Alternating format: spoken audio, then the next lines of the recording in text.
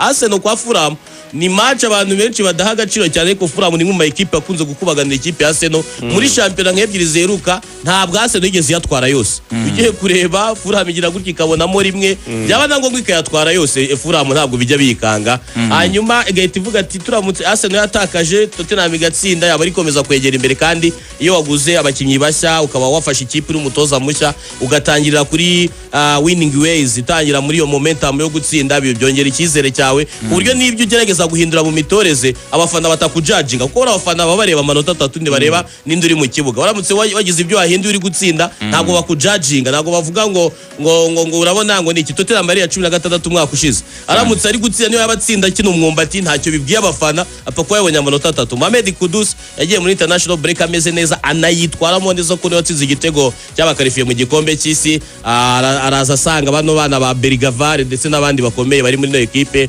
ba Parinya bajemo ndetse n'abo basore ba Bentancur n'abandi bose batandukanye ni equipe ya Tottenham nziza na Aston Villa nakamaci umuntu yaherezaho mbere yuko yinjira kuri no match ya derby y'abongereza nebyo iyi Fulham yavugaga rero igomba kwakira Arsenal ku munsi w'ejo saa 12 n'igice ibyo Samira avuga urabyemeza ni ikipe yagora Arsenal ni na Arsenal iri on fire muri no minsi ikipe ya Fulham itsinzwe match ebyiri zitambutse muri Premier League yatsinzwe na Aston Villa itsindwa na Bournemouth nago ije muri no match yagaze neza binyuranye na Arsenal yo ije iri mu bihe byayo nyuma yo gutsinda West Ham igatsinda Olympiacos igatsinda Newcastle ivuye inyuma igatsinda Port Vale ni match enye zose yatsinze mu buryo bukurikirana nyuma ya match yari yanganyije na equipe ya Manchester City. Arsenal imaze kubaka ibintu byinshi bishyigikira mu bihe bigiye bitandukanye bifasha gutsinda imikino.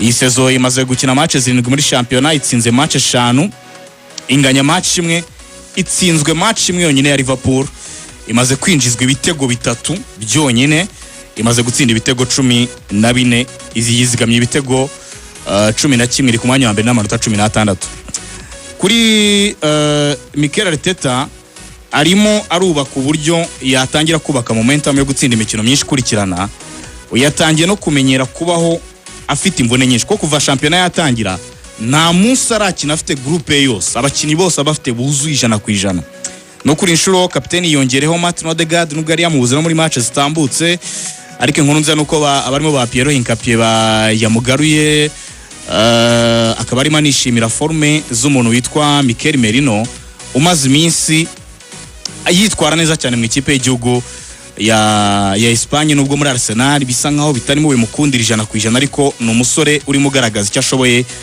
mu ikipe y'igihugu ya Espagne ugiye kureba uyu musore Mikel Merino match enye zitambutse akinira ikipe y'igihugu ya Espagne atsinze ibitego 6 arimo arakina iminota 90 muri izo match enye zose ariko muri Arsenal iyi sezo akinnye match 9 abanjemo 7 iyi sezo amaze gukina iminota 90 inshuro ebyiri zonyine amaze gutsinda igitego kimwe muri Premier League umutoza batangiye kumusaba ati niba muri bibihe Victor Gyökeres bigaragara ko atari mu bihe byo gutsinda ibitego kuki utakongera kwizera no mu Espanyol ukamushyira kuri attaque tukareba ko ari cyo yafashe kipe ubu bita Gyökeres muri match 10 amaze gukinira match akinira Arsenal 9 yazibanjemo amaze gukina iminota 90 inshuro 6 ariko amaze gutsinda ibitego 3 gusa ibyo bitego 3 byose ni ibitego yatsindiye mu rugo kuri Emirates Stadium kandi Arsenal imaze gukina match 5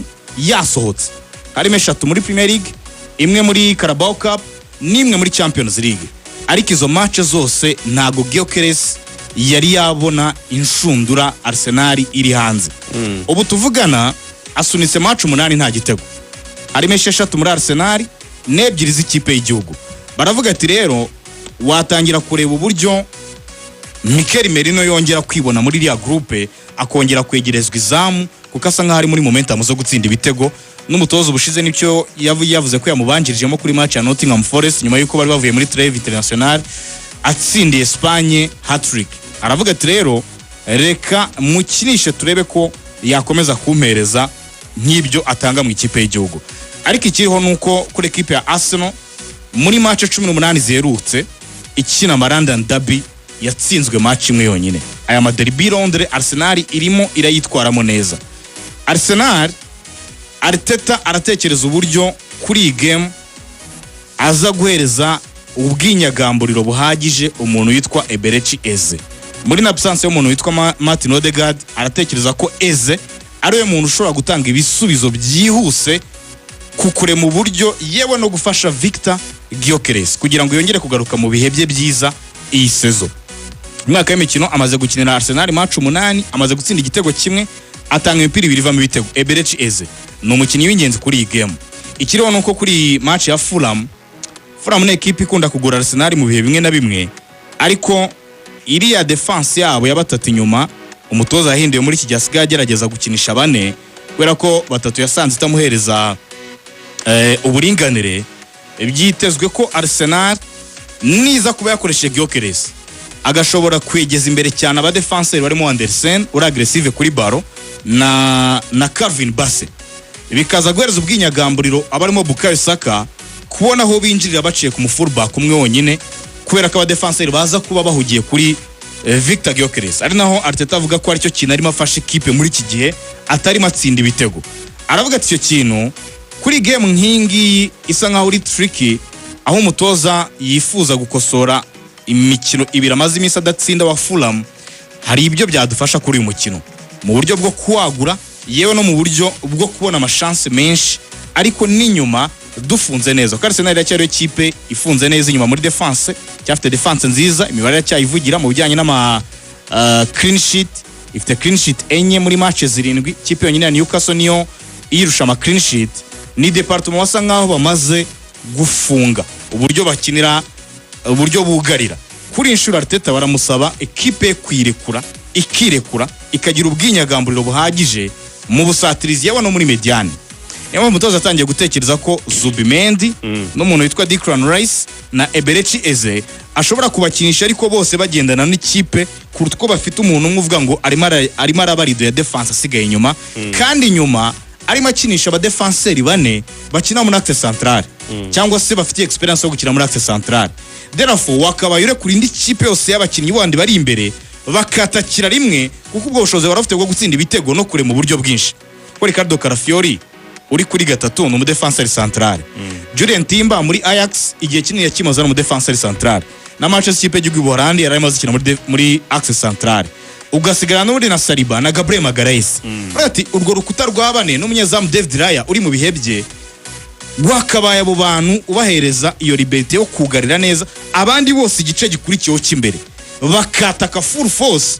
Ubaye ukoze ibyo bintu nta kipe utatsinda muri Premier League, kuko ku bushobozi kuri karite wongeyemo Arsenal ifite imbaraga zo kubaza yatsinda buri equipe yose ibonetse muri Premier League, nkuko babigaragaje kuri equipe ya Newcastle bava inyuma bakanagira n'intwaro yo gutsinda imipira yo mu kirere irimo ibatwara. Amaze gutsinda ibitego hafi 34 mu myaka 2 itambutse batsindira mu kirere.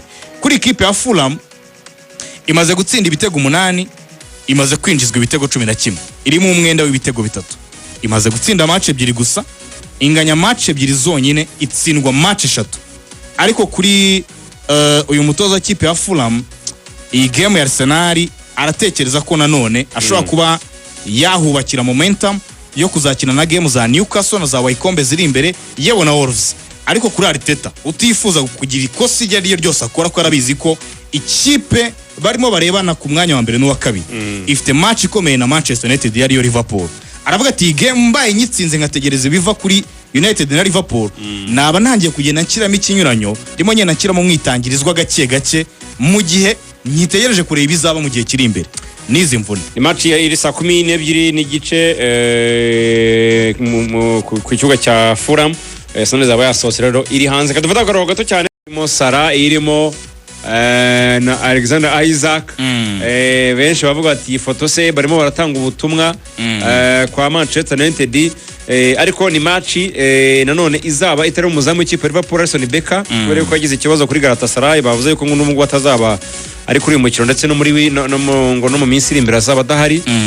Ni match igiye kuba mutoza w'ikipe ya Chelsea wa Chelsea kandi Arsenal cyangwa Liverpool, umwe muri nako wa Liverpool cyangwa Manchester United. Ancelotti nyine wa Liverpool atari mu bihe byiza nyine, bavuga yuko nawe agomba guhindura imikinire.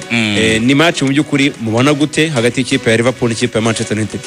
Reka tumuhereho Arne Slot, niwe usa nkaho utangiriyeho. Arne Slot atsinzwe imikino 3 ikurikirana Ruvuyanga.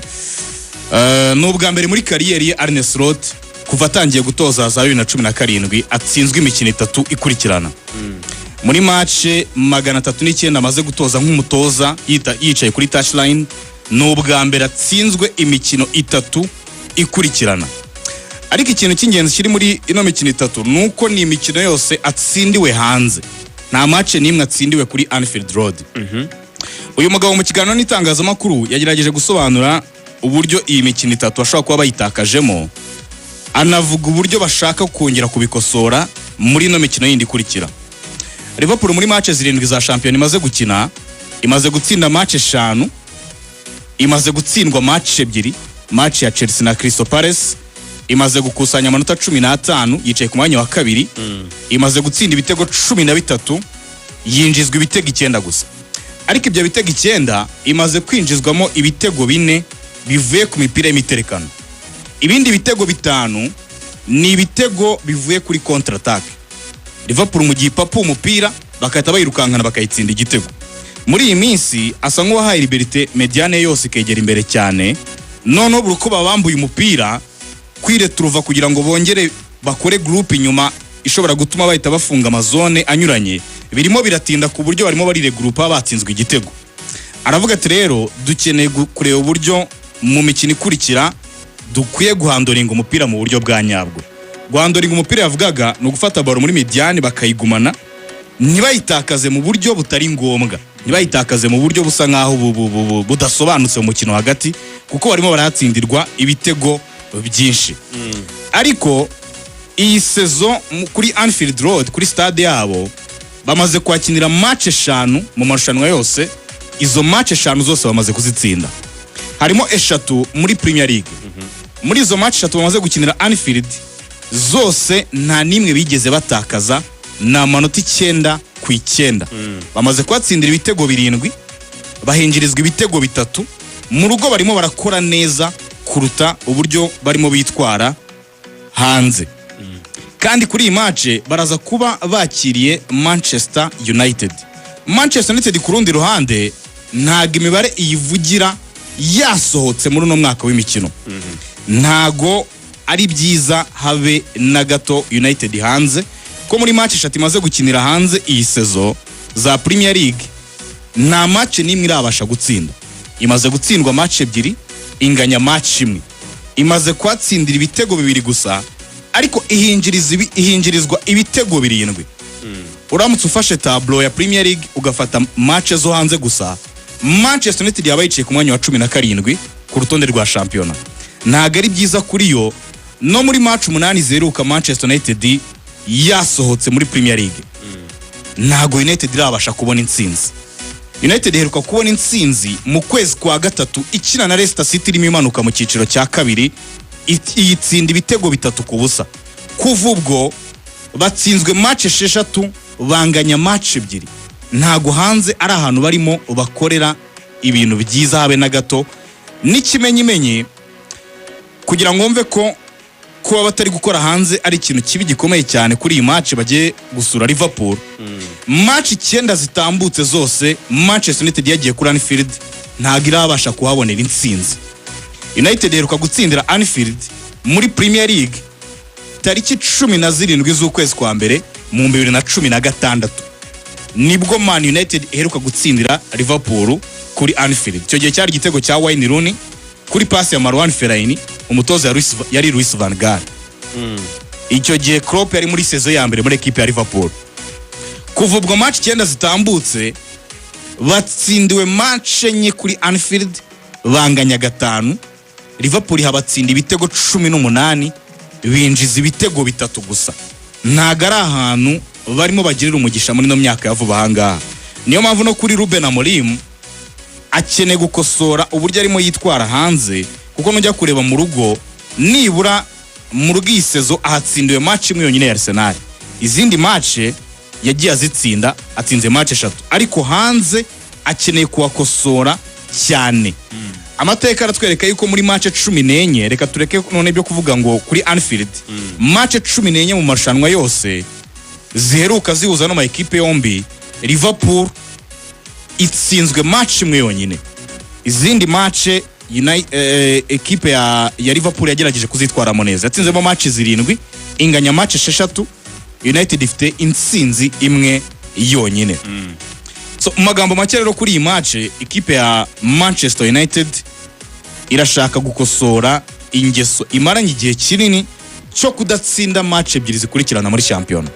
Kuko kuva Ruben Amorim afashe ikipe, reka ndeke na Ruben Amorim, kuva umwaka ushize w'imikino watangira muri shampiyona ntago Manchester United irabasha gutsinda imikino ibiri ikurikirana.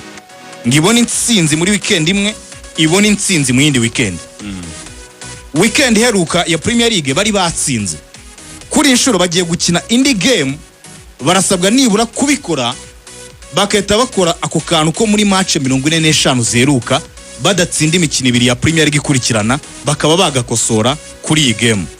Ibyo ngibyo turabitegereje turebe uko baza kubyitwaramo.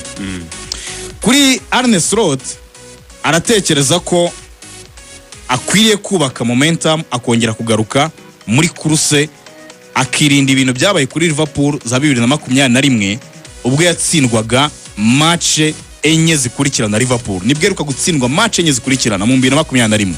Arashaka gukosora icyo kintu kugira ngo kitongera. Ariko bafite intwaro iremereye cyane bari bwifashishe kuri uyu mukino. Arne Slot kuva afashe ikipe ya Liverpool muri match 45 za Premier League amaze gutoza, amaze gutsinda igitego nibura kimwe muri match 44.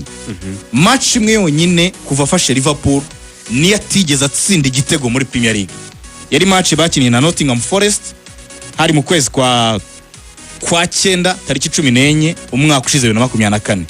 Kuva ubwo Liverpool isunitse match 44 itsinda igitego kuri buri mukino. Kandi United iratwereka yuko iyi sezo yiteguye kwakira mu izamu ryayo ibitego byinjira. Kuko ama clean sheet n'uburyo barimo bankeswe ibitego ntago ari byizabe na gato. Iyi sezo muri match 7 bamaze kwinjizwa ibitego 11. Bafite umwenda w'ibitego 2 ko bamaze gutsinda ibitego 9 gusa. So iyi nshuro bakeneye gukora neza kurushaho muri defense yabo kugira ngo barebe ko bakirinda kubabazwa n'ubusatirizi bw'ikipe ya Liverpool nubwo batari mu bihe byabo 100%. Abasore bataka b'ikipe ya Liverpool uhereye kuri Florian Wirtz, uvuze kuri Mohamed Salah, uvuze kuri Alexander Isaac, uvuze no kuri Cody Gakpo niwe uri mugerageza.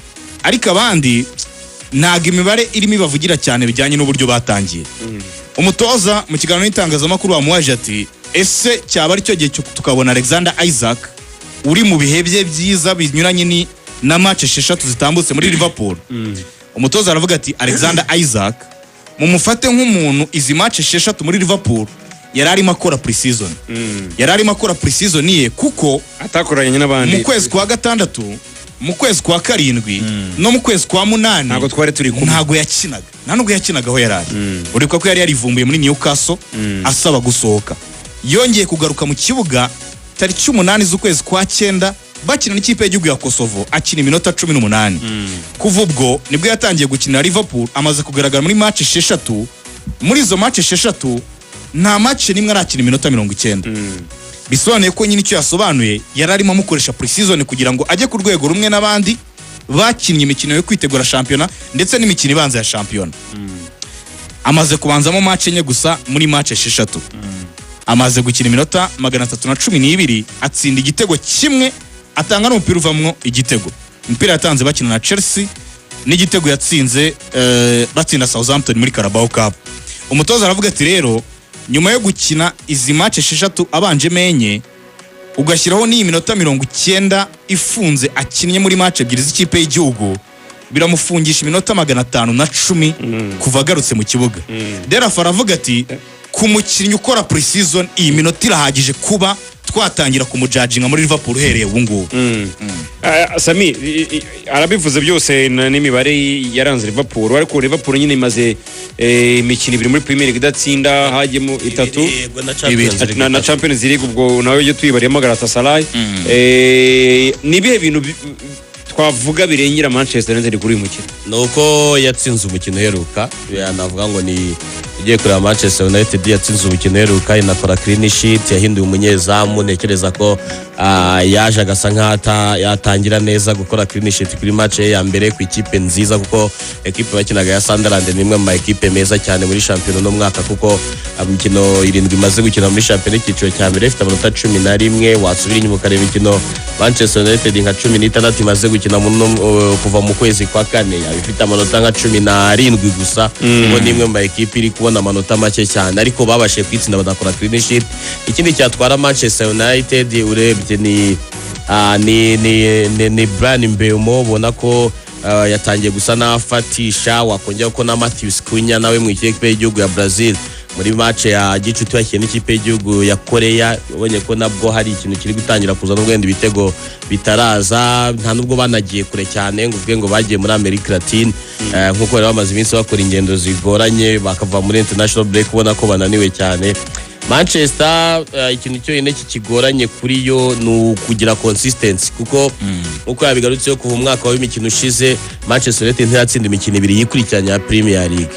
Wanareba n'imibare kuri Anfield ntabwo ari ikintu kivugira cyane, ariko nanone Ruben Amorim wamureba ukabona ko kuri zino match nini byibura nubwo wenda atagiye azitsinda cyane ngave bikore mu buryo buri konvenka, ariko hari imikino wakwibuka yanganyije na Liverpool umwaka ushize. Liverpool yari nziza, yanganyiriza Anfield kandi ubona ko arimo arakina umupira, byanashoboka ko yari bunawutsinde. Hanyuma yagiye gutsindira kwa Manchester City, ni imikino navuga ngo ikomeye, idasaba gusobanurwa cyane. Uno mukino wa Manchester United na Liverpool, umuntu wese ukina muri aya makipe abiri abazi igisobanuro cyayo, bitume amagambo discours ziba nkeya cyane muri reunion technique, kuko abantu bose baba bari motive bazi igisobanuro cy'uno mukino. N'umukino wakwicira kariyeri ukinnye nabi, bashobora kuba komanteri bagukoraho cyangwa n'uburyo abafana basigara bagufashe bishobora kuba byanakwicana karere ukaba wanasohoka no muri ekipe, kuko ni umukino kapitali w'Abongereza. Hanyuma kuri Liverpool nayo ntekereza ko ikwiriye kugaruka yikura muri iki kibazo, kuko muri shampiyona y'Ubwongereza nubwo ikinwa muri phase ebyiri,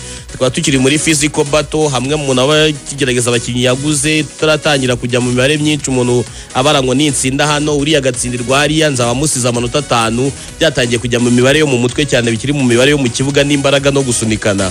Ariko nanone Liverpool yamutse itsinzwe undi mukino, Arsenal igatsinda undi ikayishyiramo amanota 4, hagiye kuza nanone Champions League Liverpool ntiri gukora neza, bize ngo yabisabwa gusunika mu marushanwa abiri yose, isabwa kudakora amakosa. Icyo gihe wisanga iyo washyizemo concentration nyinshi hazamo ibibazo by'imvune, akaba baza amakarita n'ibindi bitandukanye, bitewe nuko urimo urashaka kubikora wemeza, kuko amafaranga batanze ku isoko kuri Liverpool ni igitutu kuri bo. Ariko umukino wa Manchester bari mu rugo n'ikibuga cyabo ukuntu kibafavoriza cyane, ubona ko numwe mu mikino bamaze iminsi bategetse muri Premier League, naho bigeze kwitsinda ibitego 7 kasi kera cyane, ni mu myaka nk'ibiri cyangwa 3 ishize. Ntekereza ko Liverpool niba ari ibyuka yabyukira kuri no mukino wa Manchester United. Manchester United nayo niba ari twereka ko no mwaka ari kizahinduka, nkuko Ruben Amorim yavuze ko ibihe byiza bigiye kuza aramutse atsinze Manchester, akaba ari yakoreraho ikintu cyo kuvuga ngo natsinda match ebyiri zikurikiranya, yabatanze ubutumwa kuri izi match zigiye kuza zindi zikurikiyeho, kandi yaba ari na motivation ku bayobozi be bamwizeye mu gihe abandi bamusabiraga kwirukanwa. Nibwo muherwe Sajimi Ratcliffe yavuze ko bamwizereyemo, babona ko hakiri kare kuba bamujudginga. Mbona ko ari umukino uri psychologique cyane, ufite icyo wafasha Liverpool yamutse itsinze ikipe ya Manchester United, kwa rukongera gushitura igafatiraho, kuko no muri Champions League ndumva badafite match ikomeye. Manchester United nayo itsinze match ya kabiri yikurikiranye igakuraho iyo nyirantarengwa yayizonze kuva umwaka ushize. Nekereza ko yaho ari umwanya mwiza wo gutekereza ko bava mu myanya mibi bagize umwaka ushize, bakaba bana visa kuzakina European football umwaka utaha.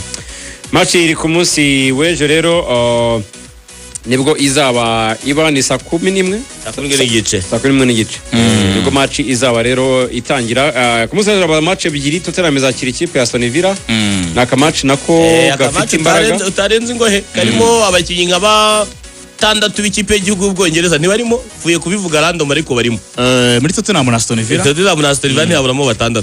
Ezri Konsa, Jedi Spence, Tottenham ko ifite bake. Morgan Rogers. Tottenham ko ndi kubaho. Yabaragize. uri muri Aston Villa Ezri Konsa, Ezri Morgan Konsa, Rogers, Morgan Rogers. Oli Watkins.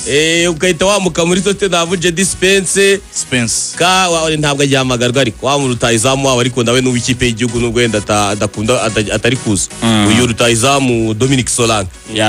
N'aba James Madison bavunitse ikipe harimo abakinnyi benshi bakina ama equipe nationale kuko harimo abo bubirigi bamvomonana na ba Yuri Tielemans. Na equipe n'ama equipe abiri afite tugenda tunaretse no kuvana abakinnyi bakina equipe nationale na makipe abiri mu myaka ibiri ishize bari muri Champions League. Aston Villa mwaka ushize yakiye Champions League, Tottenham muri Champions League ubu ngubu. Abatoza Unai Emery na Frank Thomas na abatoza bakomeye bagaragaje ko kuri aya makipe navuga ko ari mid table clubs bafite ukuntu babijyamo bakabikora neza. Aston Villa ntabwo yatangiye neza ariko yabyikuyemo kuko ne equipe yageze kuri june ya 4 muri championnat z'Ubwongereza uko arenye muri ligue professionnelle. Iyo kipe yarigeze ku munsi wa 4 taratsinda igitego ariko yaje kubyuka itsinda ikipe ya Aston ya niyo yahagaritse ikipe ya Everton, yatsinze Everton neza. Hanyuma nimwe mu equipe navuga ngo ifite abakinnyi bakomeye. Iyo ugiye kureba umunyezamu guhera ku munyezamu muri defense irimo Ezri Konsa twavugaga, aba basore ba Johnny McGinn, abasore bamaze igihe kiri muri Premier League. Wajya hagati uyu kapiteni w'ikipe y'igihugu ya Scotland niwe navugaga McGinn na none still wambara karindwi kongeraho ba Yuri Tielemans. Ni equipe ifite abana bari kuzamuka mu Morgan Rogers n'abandi yagiye yongeramo. Navuga ngo Aston Villa umwaka ushize ntabwo byayigendekeye neza kuko yageze muri hafi kimwe cya kane cya Champions League niba nibuka neza, ikiye kimwe cya kane igera muri kimwe cya kabiri cya FA Cup. Crystal Palace irayandagaza. Yari mu makipe afite imibare yo kuba yakina Champions League, jya gutsindwa kwa Manchester United yitsinda match byashoboka ko yajya muri Champions League nanone. Unai Emery bahaye indi myaka 5 nyuma yo kayizanzamu yakayivana ku mwanya wa 17 akayigeza ubwo yigarura muri Champions League nyuma y'imyaka 19 kwigarura ku mugabane w'Uburayi. Ntekereza ko uyu mwaka nibyo ari gukina amarushanwa ku mugabane w'Uburayi muri Europa League. Ashobora kuba anakoze neza muri champion akongera akaza gushaka umwanya wo ku mugabane w'Uburayi byamufasha, ariko none Tottenham ni ya gatatu ku rutonde rwa champion irabizi neza ko amakipe amuri imbere arakina match zikomeye.